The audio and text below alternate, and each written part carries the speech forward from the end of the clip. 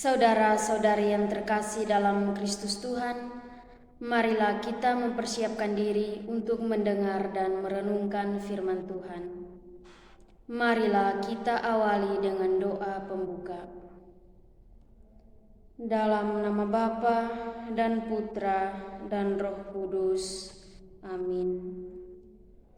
Allah yang kekal dan kuasa, puji syukur kembali kami haturkan ke depan hadirat-Mu, karena hanya atas berkat penyelenggaraanmu, kami masih dapat menghirup nafas kehidupan, juga menikmati hari yang baru ini. Pada kesempatan ini kami akan mendengar dan merenungkan firman-Mu. Kiranya Tuhan senantiasa menyertai kami. Amin.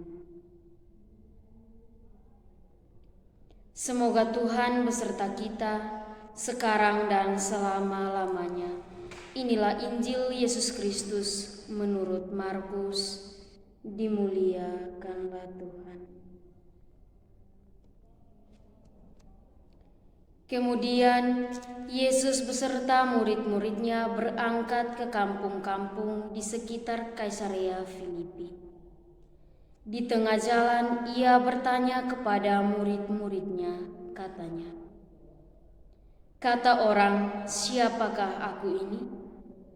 Jawab mereka, "Ada yang mengatakan Yohanes Pembaptis, ada juga yang mengatakan Elia, ada pula yang mengatakan seorang dari para nabi."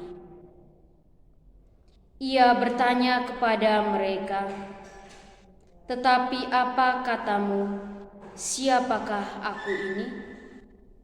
Maka jawab Petrus, "Engkau adalah Mesias." Lalu Yesus melarang mereka dengan keras supaya jangan memberitahukan kepada siapapun tentang Dia. Kemudian mulailah Yesus mengajar kepada mereka bahwa Anak Manusia harus menanggung banyak penderitaan dan ditolak oleh tua-tua, imam-imam kepala, dan ahli-ahli Taurat, lalu dibunuh dan bangkit sesudah 3 hari. Hal ini dikatakannya dengan terus terang.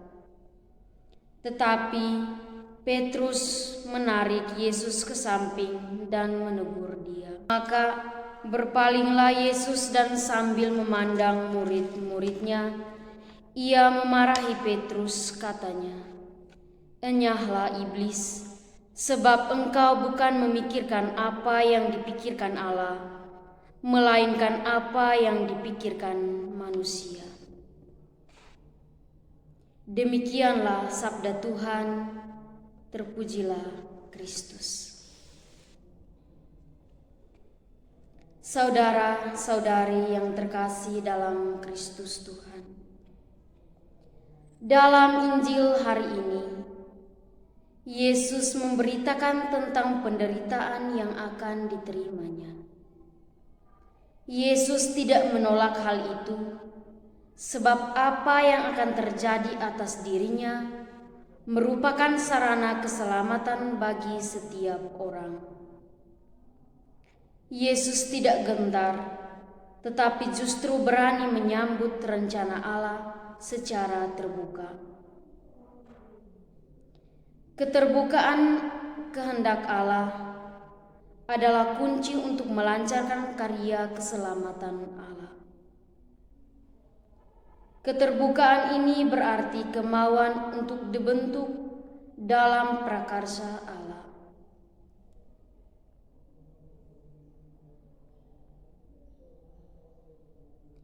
Dibentuk berarti diolah oleh Allah dengan cara dan sistem kerjanya. Sikap yang perlu dimunculkan adalah lepas bebas dan menghindari kelekatan. Ketika ia tahu bahwa ia harus menempuh jalan penderitaan, Yesus bersedia melakukannya tanpa ada kecemasan atas kelekatan-kelekatan tertentu. Dengan rendah hati, Yesus mau berkorban bagi manusia, meski Dia harus merendahkan dirinya serendah-rendahnya.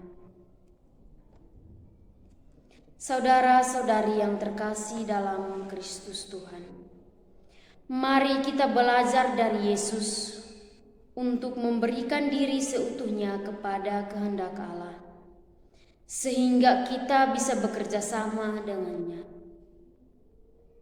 Allah mau membentuk dan menempa kita dengan berbagai macam dinamika hidup. Sudah siapkah kita? Semoga. Setelah mendengar dan merenungkan firman Tuhan, marilah kita akhiri dengan doa. Terima kasih Tuhan, akhirnya kami bisa menyelesaikan kegiatan kami ini.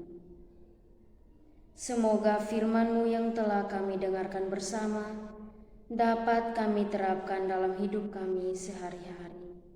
Demi Kristus Tuhan dan pengantara kami, yang hidup dan berkuasa, kini dan sepanjang masa. Amin. Dalam nama Bapa dan Putra dan Roh Kudus. Amin.